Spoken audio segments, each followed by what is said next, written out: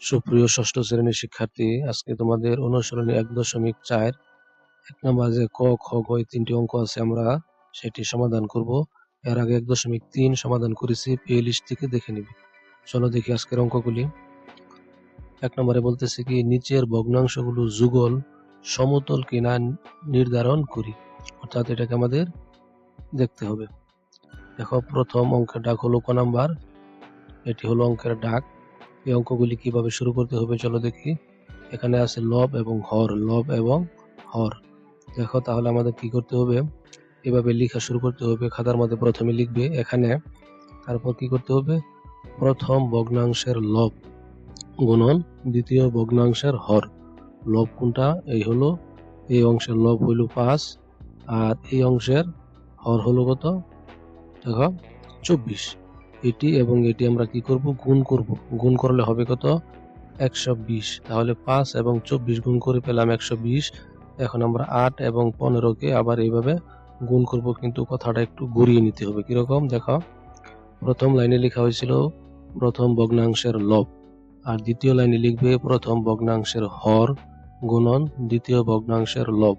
এখানে কথাটা একটু ঘুরিয়ে দিলেই হয়ে গেল। এবং আমরা এই 8 এবং 15 যদি গুণ করি তাহলেও হবে কত, 120। তাহলে কি বলছিল, সমতল কিনা পরীক্ষা করি। তাহলে এখানে কি পেলাম আমরা, দুটোটাই সমান। তাহলে আমরা লিখব অতএব ভগ্নাংশ দুটি সমতল। এটি হলো ক নাম্বারের উত্তর। এবার চলো খ নাম্বার অঙ্কটি দেখি। খ নাম্বার অঙ্কে দেখো কি বলতেছে, এই হলো অঙ্কের ডাক। এটা আমরা আগের মতোই লিখব। এখানে প্রথম ভগ্নাংশের লব গুণন দ্বিতীয় ভগ্নাংশের হর। প্রথম ভগ্নাংশের লব হলো 7 এবং এই দ্বিতীয় ভগ্নাংশের হর হলো 33।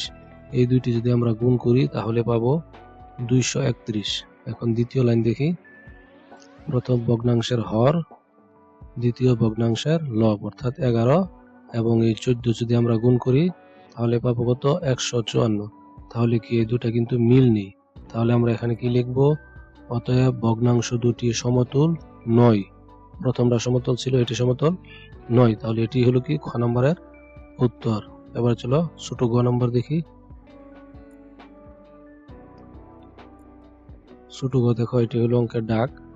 এটাও আমরা আগের মতোই করব।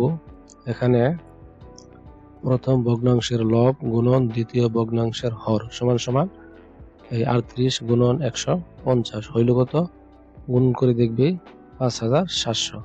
তারপরে দ্বিতীয় লাইন সেম ভাবে আগের মতোই, প্রথম ভগ্নাংশের হর গুণন দ্বিতীয় ভগ্নাংশের লব অর্থাৎ 50 এবং 114কে যদি গুণ করি তাহলে হয় কত, 5700। তাহলে আমরা কি লিখতে পারি, অতএব ভগ্নাংশ দুটি সমতল। এটি হলো উত্তর। আজকে আমরা 1 নম্বর ক, খ, গ সমাধান করলাম।